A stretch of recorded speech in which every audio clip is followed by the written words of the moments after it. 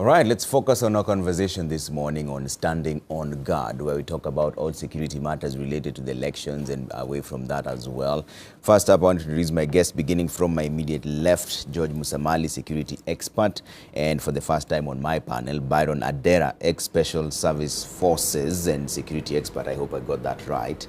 And Dr. Mustafa Ali, conflict resolution and national security expert, and Major retired Sami Mwithi, also a security expert. Thanks for making time for us this morning.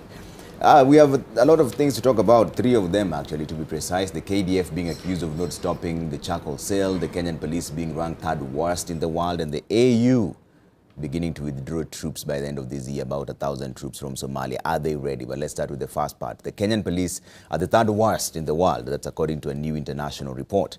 The World Internal Security and Police Index ranked Kenya at position 125 out of 127, beating only the Democratic Republic of Congo and last place Nigeria. The index publishes it aims to measure the ability of the security apparatus within a country to respond to internal security challenges, both now and in the future. They excluded countries currently suffering from protracted civil conflict or those with insufficient data. So Kenya ranking in the bottom three puts in the club of countries with the lowest level of security provider responsiveness to internal security challenges. The countries in the last five, but who did better than Kenya, Pakistan and Uganda. Kenya was third last because it fared poorly across all the four index domains of the capacity, process, legitimacy, and outcomes. Kenya's 99 police officers per 100,000 people is lower than the index average of 347 and the sub-Saharan African average of 268 cops per 100,000 folks. 77% of Kenyans reported having paid bribes to police, even though 58% of the population still has confidence in the police. On the upside, Kenya's homicide rate of 6.4% per 100,000 people was lower than the index average of 8.05, so there are fewer murders here than in most other parts of the world. Singapore led the index with an overall score of 0.898 compared to Kenya's score of 0.298. It is the only country not classified as a full democracy to feature in the top 10. This may partly be because it has a mandatory national service program for all men when they turn 18 to serve in the disciplined forces for about 2 years. Finland was ranked second with 0.864, Denmark was third, Australia fourth, and Germany closing out the top five.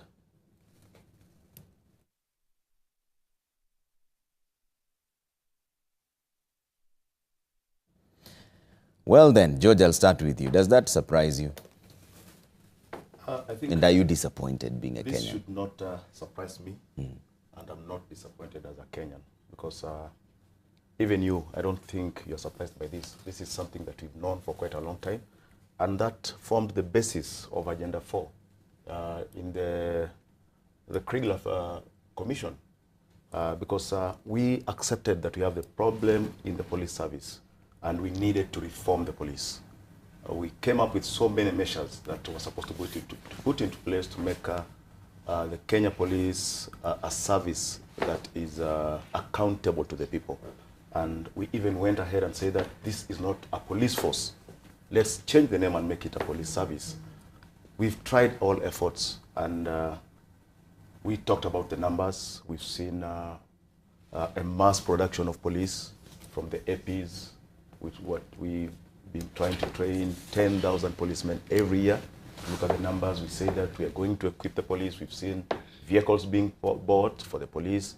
We've seen new equipment coming in, but that has not changed the police to what the Kenyans want it to be, and that formed the ranking. To most of us, this is not a surprise, because if you look at the service delivery, starting from going and making a report to the police station, the kind of investigation that is carried out, people being arrested and arraigned in court. You've seen so many cases going to court and then being dismissed for lack of evidence. It clearly shows that the police, the Kenya police service suffers from so many hangers that we need to treat. So this, to me, has not come as a surprise. Okay. Yeah. Byron, what was your reaction when you saw this? Okay, I'd share in the same kind of analysis that George has put forward. It doesn't come as a surprise to me. Neither does it also inspire any optimism on the part of the ranking. You know, becoming third from the bottom. It would have come as a surprise if we didn't actually make it there. I mean, if the report, I think, came a lot earlier or later, when we'd had all this, kind of shenanigans on the part of the conduct of the police, then I'd surely optimistically put them at, or rank them even worse. The highlighted indices have a lot to show us or point us take at in terms of capacity, I think processes, legitimacy, and outcomes. I'd want to have a look at it from this perspective. If you put something through a production process, and the police force, the development of a police officer for that matter, comes from or borrows from a particular process which is in the public domain, it's open source intelligence. Now, we actually hit by quite a number of, I'd say, disruptive processes that do not engender great outcomes at the end of the day. We know the selection process and the recruitment all the way to the training to the conduct of the force, for that matter, which would actually be dependent on the organization of the force, the capacity, the resourcing for that matter, welfare, the leadership, the reward and career systems, are not ideas that to me would actually sound a bell in the right direction. If once you, at the beginning, you start off with the poor kind of posturing in terms of the people that you select to go to the process, you may not be very optimistic to get something that's actually ideal at the end of the day. And we know this has been marred by, quite large-scale kind of corruption. We know people pay to get to the service or into the service, and that waters down any kind of optimism in getting something that's credible at the end of the day. Okay. Now, we've seen the conduct of the force, most recent, and this is debatable, where you have what you'd rather call a professional service engaging in the shooting of cows. That can be discussed until cows come back home, figuratively speaking, because we know some cows did not make it home anyway. Now, that is not anything that inspires any kind of hope in terms of how the force can actually be optimistically called a force if they engage in such acts, as I know it. All right. Dr. Mustafa, Trevor, what was your reaction when you saw this? Well, first of all, what I did was to look at who is doing the measurement and who's doing the ranking. Two institutions here, the International Police Science Association and the Institute for Economics and Peace. When you look at particularly the Institute for Economics and Peace that is responsible for the research. Institute for Economics and Peace is a highly regarded global think tank that works together with the United Nations, the European Union, develops the Global Peace Index. It works with, or has been consulted by many other institutions that are security-based, that are conflict-based. The Institute for Economics and Peace develops metrics for measuring peacefulness and also calculates the economic impact of violence. Now, for the Institute of Economics and Peace to really place Kenya number 3 from the bottom is something that one has to take very seriously. And the 4 domains that the Institute of Economics and Peace and the International Police Science Association used to measure and rank Kenya 3rd from the bottom, including capacity, processes, legitimacy, and outcomes that Bairo has talked about, is where we really have to, or rather the National Police Service has to look at those 4 domains. And in virtually all of them, they've fallen short in that. And by the way, this particular ranking does not include the recent incidences of post-election violence, because these calculations and the indicators were developed much earlier until July. So it could have been worse. It could have been worse, or we should expect a worse ranking if they're going to release another ranking in the next year, unless the National Police Service do something that is drastic to change its image and to address the issues of processes, legitimacy, outcomes.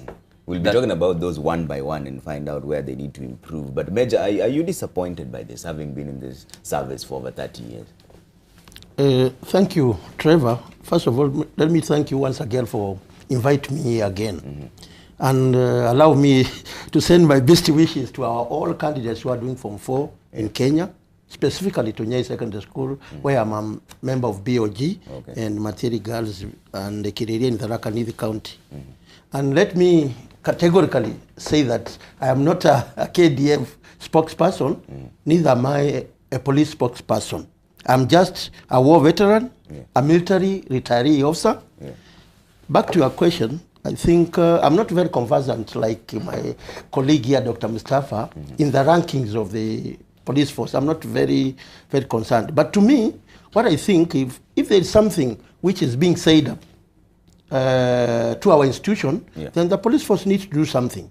But most importantly, and I'm not here to defend the police force because I might be said that I'm one of them, but we cannot rule out that we don't have rogue police officers in our institution.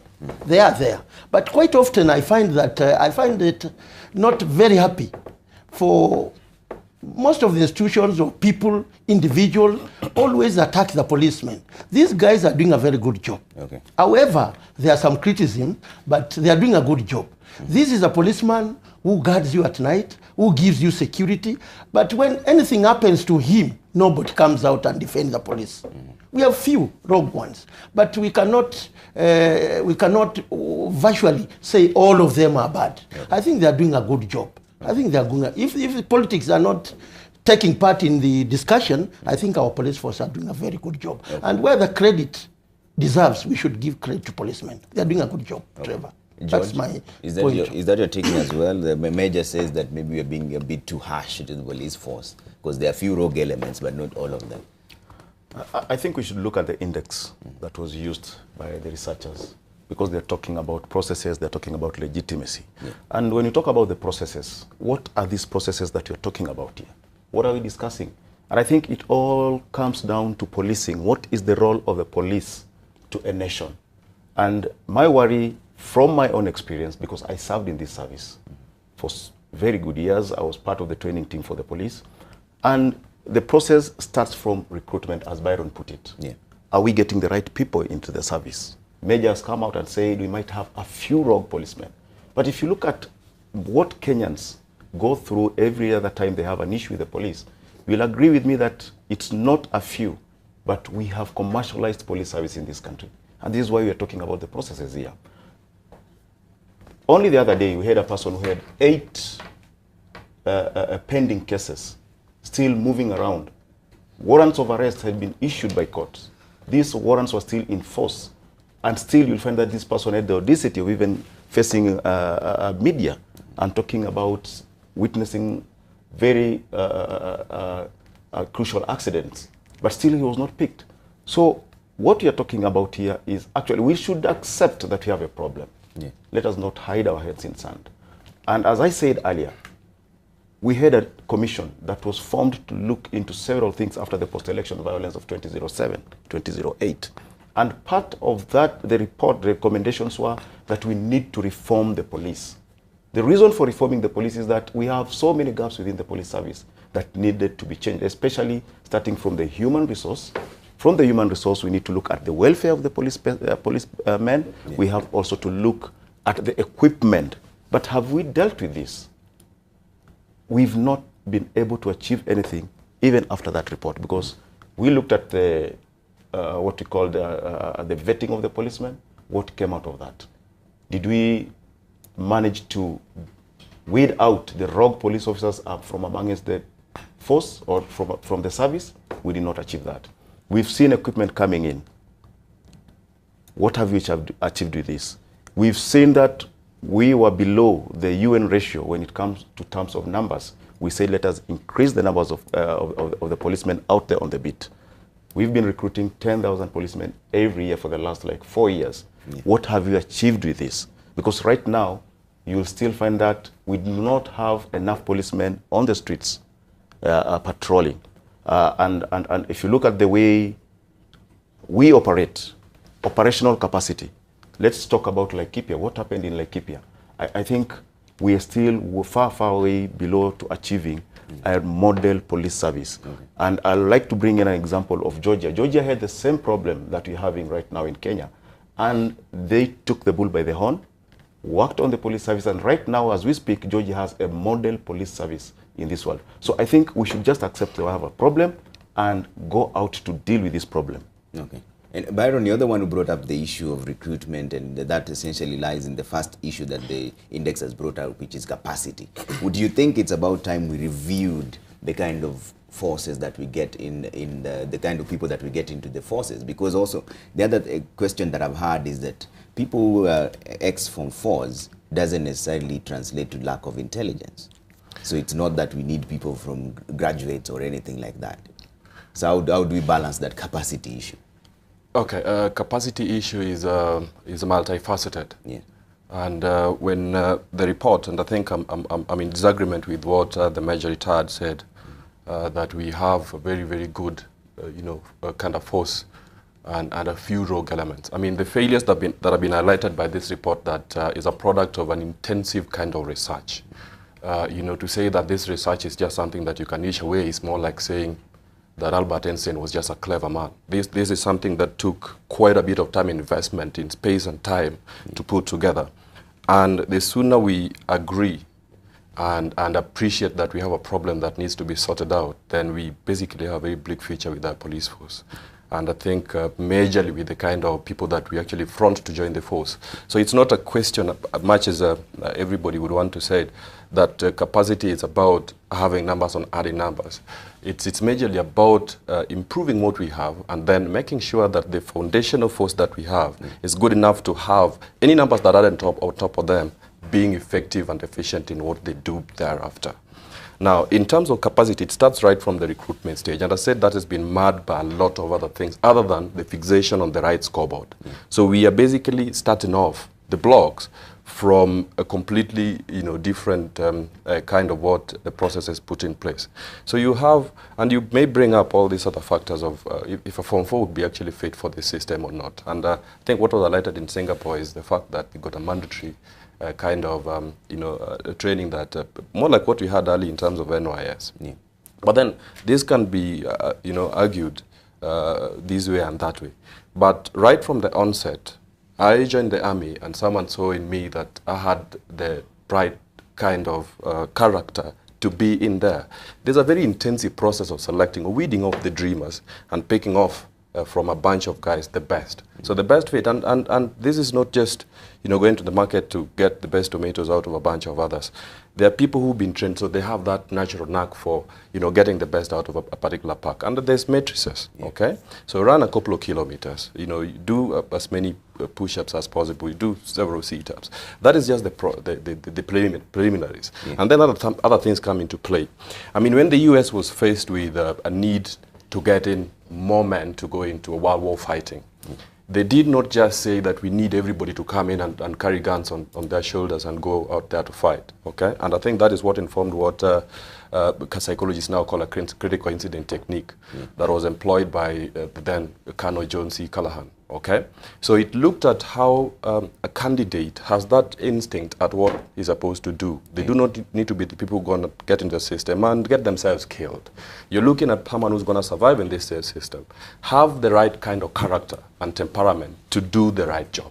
So there you go, in terms of selecting from a bunch of any other guy, so you get the best candidate that would go through this training and come out of the production process as a best fit officer for that system.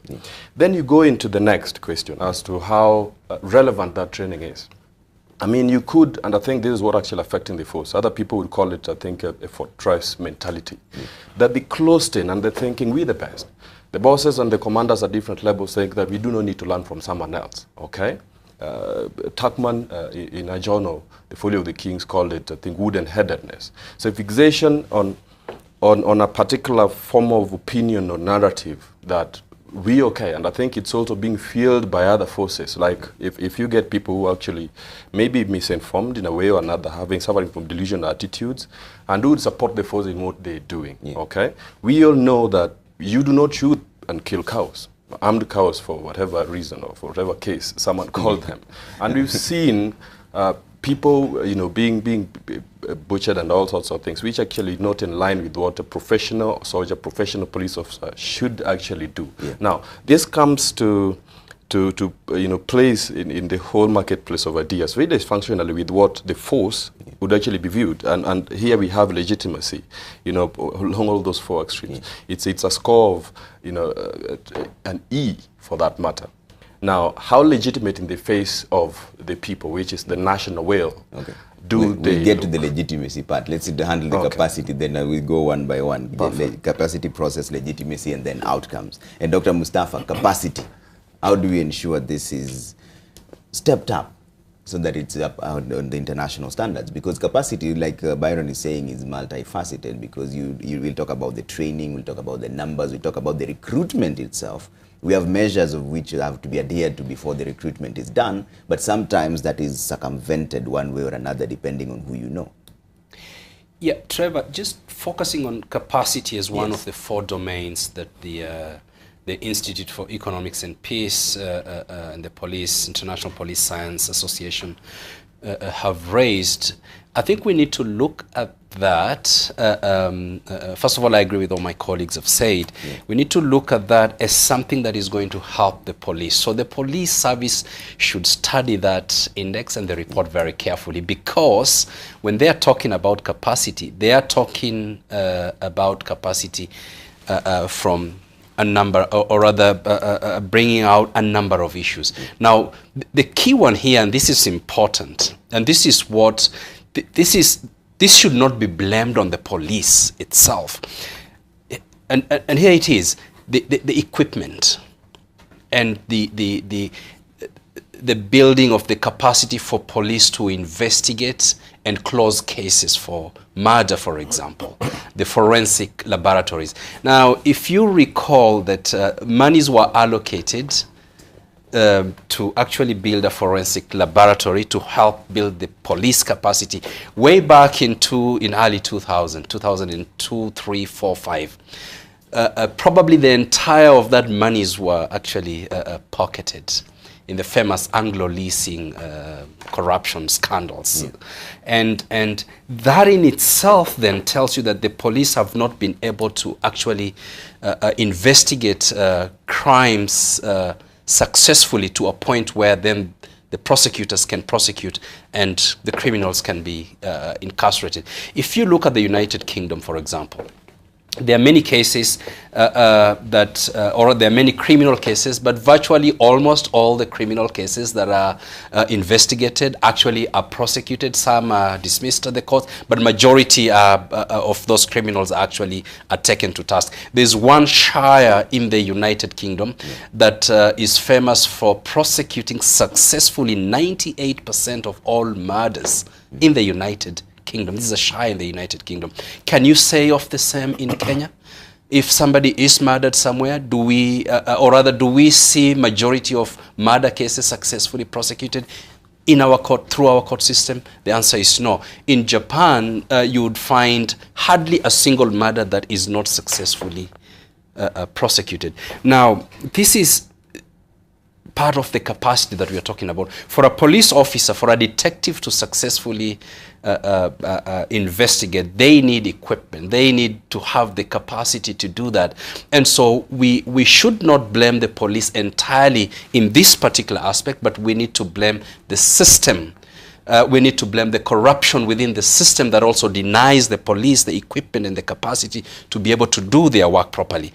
Now, the issue of corruption, so that is systemic. It is within the police force. We have the National Police Service has got to take full responsibility for that. And so that has besides the lack of the equipment and capacity to investigate, the corruption itself has pummeled the police force service. It has kind of incapacitated the police force, because then they are not able to look at issues objectively. And so their capacity is brought down way down because of a number or a multiplicity of issues that deals with capacity. What that index has done is to basically measure some of those. Retired Major, you've been there before. How bad was the issue of resources? We're in the police force. Yes. Trevor, I've not been in the police force. I think I indicated I'm a retiree from KDF. Yes, but you understand the entire I system. understand the entire. Yes. But my main issue here is we are really condemning the police force. I said earlier, we have rogue, few, not many, who can be found in any other institutions. I think with the capacity, we have reforms which are ongoing. We have changes which are going on. We have had IPOA, we have had community policing, although it's not done in the best way it should be done. These changes will be gradually. They'll take some time. They'll take some time for the police force to change, Yeah. to a standard level where a mwananchi will appreciate their services. But up to now, Trevor, I agree with you, they are doing a good job. They're doing in spite of the rankings we are hearing, they are doing a job. I think this narrative comes from the civilians, we wananchi. When we want to break the law, we always want to defend ourselves. Imagine, Trevor, a mwananchi who should abide by our constitution, the rule of law, takes a stone and throws to that policeman. Who is guarding him? Who is giving him the security? A stone. And then this mwananchi says again that this policeman should use a rubber bullet. Why doesn't this mwananchi use a rubber stone? You see? Now, when we want to break the law, and this man is doing his work to protect us, there's that conflict of interest. And this is where I think most of us are condemning the police.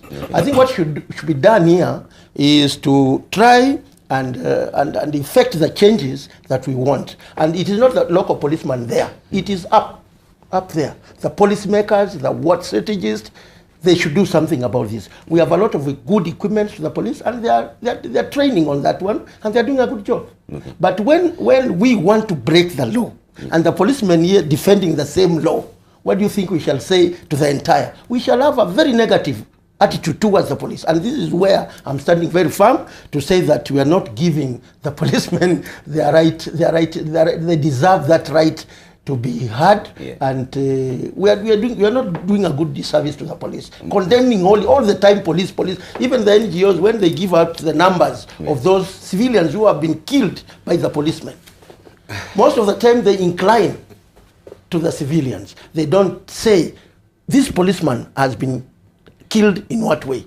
Up to now, I don't have any number, Dr. Mustafa, which tells me in the course of elections, last election, how many policemen have died. We only hear civilians have done what? Has been killed. I can tell you, I'm not motivating the policemen to kill. They are there to serve us and to protect our property and our lives. But if I was a policeman and you confront me 10 meters with a stone that can kill me, definitely I'm going to shoot you. I'm not saying they should do it.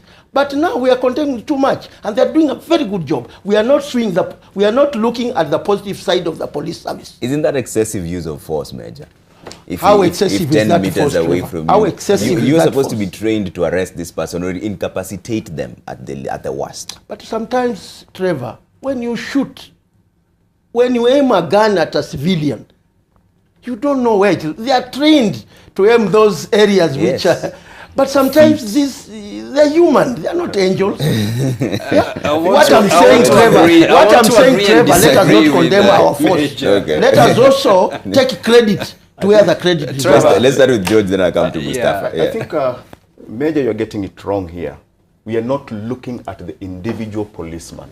We are looking at the police as an institution. We are trying to be very objective here. The failures are there. The successes are there. Let us try and address this wholesomely. Because as we've said, I'll ask a very simple question. In 1972, the CID were ranked as the best second, just below the Scotland Yard, when it comes to matters of criminal investigations. 2017, we are being told that we are not better than Nigeria and Haiti. What changed? Yeah? We are not just condemning the police. We are looking at what can we do to make the police one of the best services in the world. And we are talking about capacity here. We are talking about processes. We are talking about legitimacy. And as we've said, when we talk about capacity, there are so many things. As Dr. Musafa said, we want to do investigations, forensic investigations. We said we need to have a forensic lab at the DCI. Somebody pocketed the money. Who pocketed the money? Yeah? We're just trying to say we need to look at the police. This report is an eye-opener to us. Where are we getting it wrong? The indexes are there. Let us look at them one by one. Do we have a problem with individual policemen out there patrolling? If that is the case, let us look at the recruitment process, as Byron said. Yeah. This recruitment process, is it done properly? Are we getting the right people into the service or not? We go to training. How do we train these policemen? When I was doing training at the GSU training school, the capacity for that training school was 360. We've not expanded the equipment. We've not brought in new equipment. Now, we are training 1,500 recruits. Are we getting the best out of these people? We are not. This is what we are talking about here. We are not condemning them. We are trying to say, yes, we have a problem. How do we deal with this problem? Okay. I think that is where we are heading to. Dr. Mustafa, then I'll come to you, Major. Yeah, Trevor, two points Major mentioned. One, I want to agree with him, and another one, I want to disagree with him. Now, it's not a civilian outfit entirely that produced this index. It is yes, a think tank, which is run by civilians, the Institute for Economic and Peace, and the International Police Science Association, which is a police international association of police. So it's really coming out of the police association or affiliation themselves.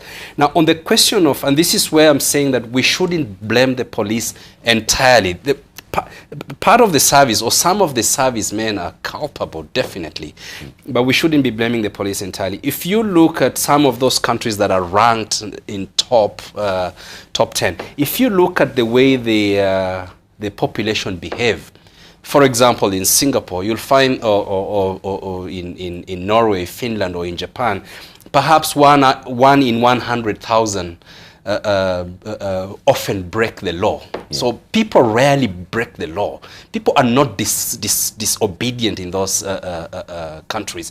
And so even the rate of the international acceptable rate of one police to 400 civilian is pretty much acceptable and the norm, and it works there. Now compare that to a country like Nigeria or a country like Kenya, where perhaps out of 10, or rather 1 in 10 people have a penchant of breaking the law or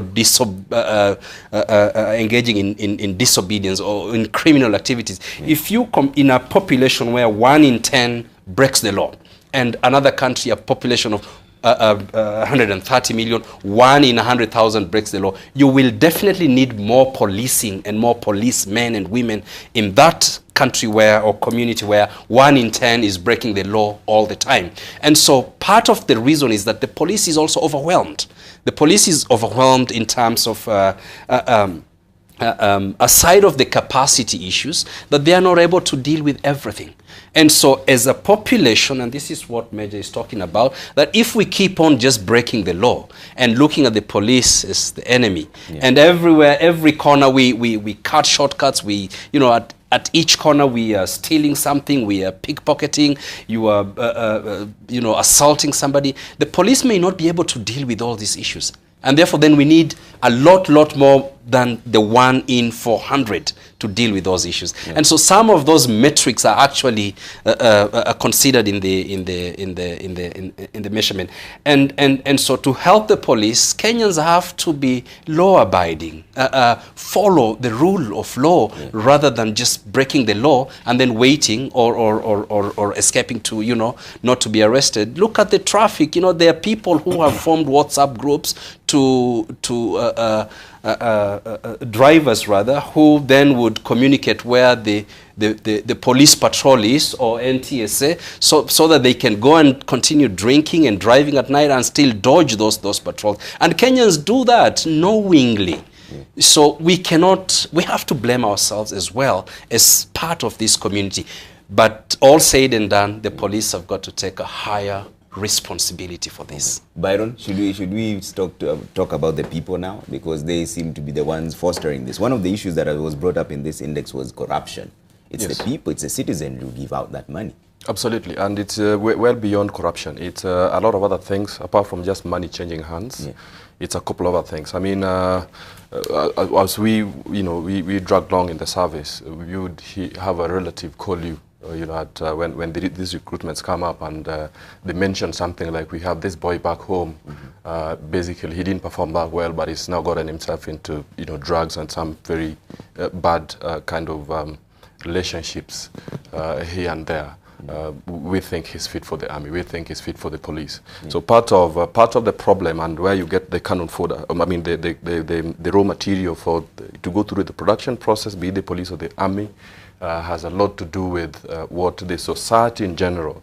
And again, I'd want to mention that we did not just get here by some kind of cosmic drama. It's a lot of other things. It's a confluence of several other things.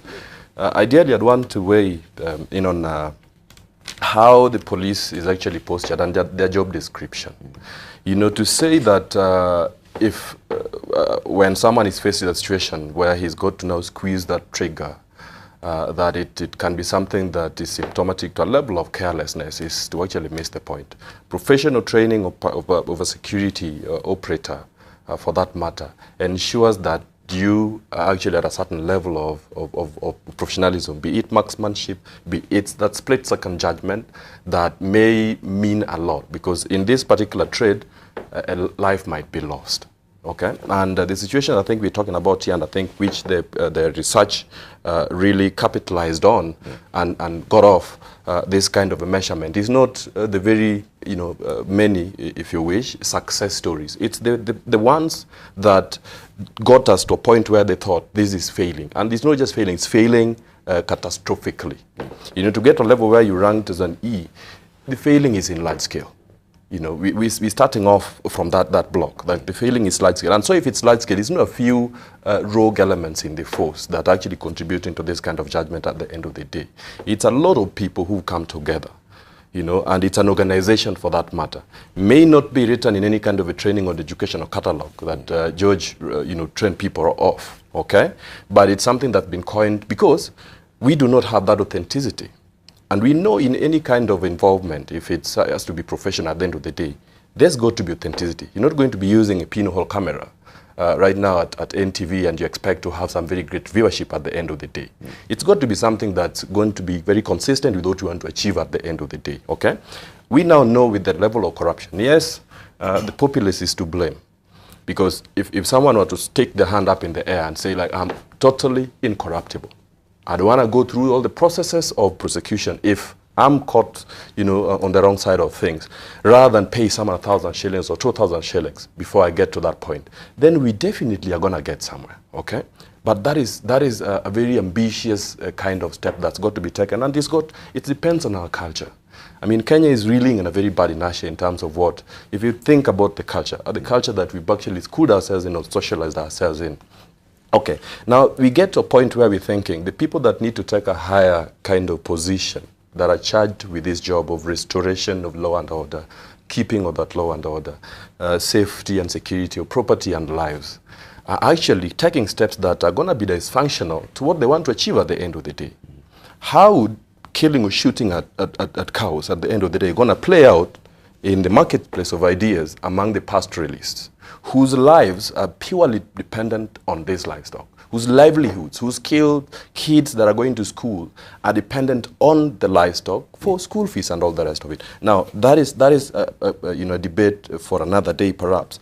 But I want to just mention the fact that at the end of the day, when the force needs, what the force needs is a healthy shot or spirit of discontent from within. Yeah. Where at the end of the day, even as a single human being, you're faced with factors to consider as to how to improve yourself, or to do it better, or to lockstep with what you want to address realistically. Then it needs a lot of introspection. At again say, so reappraisal of the force, look at this kind of report, obviously with a pinch of salt, but then it's something that should point them in the right direction. Yes, and Major, I'll start with you for your final sentiments on this issue of the police ranking. What way forward then?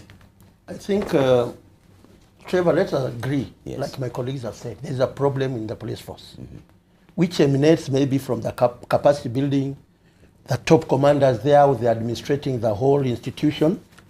And let us not forget that our country has a corruption problem, which is also embedded in the police force. Okay. Now let us look at the attitudes.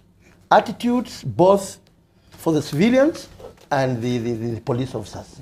And let us dwell also, as we are doing about capacity and structuring the changes, let us look at the welfare of these policemen we are talking about here all the time, condemning these policemen.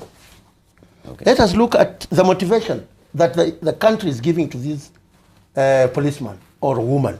Let us look at the salary. What are other countries offering to their policemen, like Singapore, you have said? Yes. Let us know. Let us look at the housing, family issues, the welfare of the families, the education sector. When we talk about their families, their children, let us talk about the health care, the uniforms. Sometimes you find some policemen here going with the shoes which are almost worn out. This man maybe is on duty throughout the night. What is he going to, the amount of stress that this policeman is going through. Before we analyze this report, and to me, I don't know much about it, I've not read about it, I'll take time to read about it, I think it's a bit exaggerated. Okay. Kenyans have been performing very well. Okay. To be ranked third, I don't think whether that is, there's something there. Okay. Could be politically, I don't know. Okay. But let me say this, Trevor. As much as we are working on the changes, radical changes, to reform our police, to meet the expectations of the Wananchi, let us not condemn them wholly. Okay. Because if you find the NGOs, these human rights activists, all the time is the police, the police, the police. Is this policeman or a woman? He's an angel. Let us also look at his welfare also. Okay. All right. And let us also, you people from the media, Trevor, educate our civilians, like Dr. Mustafa said. Let us not break the law. When you break the law, you are found in the wrong side of the law, you start complaining of the policemen. Okay. Our traffic police officers, there are few, as I said, who are getting bribes. And these bribes are arranged from the cartels of the matatus. They are there. We are not refusing. Yeah. But something has to be taken. Okay. And my last word is the commanders, the top commanders of the police force should actually take these reports and the reports of the civilians very positively so that they can do their work properly. Okay. And my colleague has touched about the incidents of the Laikipia. Yes. It's so unfortunate that those cows were killed. And I agree with him. Those cows are livelihood of those civilians there. Yeah. I don't know, but I don't think a real policeman can go and shoot 100 cows dead without a commander. Maybe that is a problem of a command structure, which was issued at that operation. I don't want to say it. But let us also motivate our policemen. When you find a traffic person in the sun, in the cold, with umbrella, it's raining, he's there controlling the menace of the traffic in town. How many times, Trevor, you personally, have you said, thank you, gentlemen, thank you? How many times? Let us also learn to give credit to our police officers. All right. Please. Dr. Mustafa, the final words on this ranking. Yeah, I think just very briefly, it is a systemic issue, and I will encourage the police service, the Police Service Commission, and the leaders responsible for security to study this ranking very carefully, the reasons that are actually given to put Kenya third from below, and isolate those issues that they think exaggerations, but focus on those issues that are pertinent, that should be addressed, and then deal with those issues so that in the next ranking, Kenya would rank better. Okay. Byron? Parles Buck in the US, when in his book, I think, What America Means to Me, once said that every great mistake has a halfway moment. In a split-second point where it can actually be relooked and possibly redeemed or recalled for that matter. I am optimistic that if this report is actually taken with a pinch of salt, as I said, then it would generate very positive outcomes. And those outcomes have got to be looked at side by side again with, I think this report may have some recommendations as to which way they are pointed. Those are things that should be looked at again side by side with the reality that is the country Kenya. We've talked about the levels of motivation, the motives involved. When all said and done, about equipment and capacity and everything, it's about that person and the motives involved. Okay, how are they? What's their orientation? What's their professionalism? What's their level of discipline? And all those things are personal, first of all, and then they get to a point where they permeate the organization. So a police service, for that matter, can be said to be somewhere in terms of where they're going, professionally where they're going in terms of legitimacy in the face of those they're serving, and in terms of what they want to achieve for posterity. Okay. George? Trevor, this ranking actually worries me because it's an indicator of the collapse of the last line of defense between civility and savagery. And we should take this report very positively. For me, I'm not seeing anything new in this report because if you read the Kriegler report, it actually outlines this. And this is why we said we need to have police reforms. What is covered in this report actually was also covered in the Kriegler Commission's report, because they accepted, yes, we have a problem in the police. So what we should look at here, very positively, what did we actually manage to improve from the reforms that were recommended by Kriegler and his commission? How far are we? And I would say that we've tried. We've moved 10 paces, but we've moved 2 back. And actually, as Major said, we're seeing some kind of politics play in this. Because we say that let us have an independent police service. Let us have an Inspector General of Police that will also be independent, not controlled by the executive, but all those gains that were made by appointing an Inspector General that has security of tenure for the office were actually watered down when we went to Parliament and also changed the security, we came up with the Security Bill 2014 and placed the Inspector General under the mercy of the executive again. I think very positively, yes, we've been ranked 3rd last. What can we do to improve, move from that position to a better position, and looking at ourselves and saying, yes, we are here because of 1, 2, 3, 4 things. Let us do this to improve. Not looking at individual policemen, let us look at the processes, let us look at the legitimacy, let us look at the capacity, and say this is where we failed. What can we do to improve this? All right. And I want to read a few of your feedback here on social media before we get into our next topic. This Abdallah Mdambo says, causes of bad security in our country is high of corruption, nepotism in senior management of security, poor work terms for junior cops, and also incompetence. And James here says, standing on guard, the society expects the police to behave like angels, yet they are not motivated in terms of money, plus poor working conditions. As we were talking about the ranking of the police force as a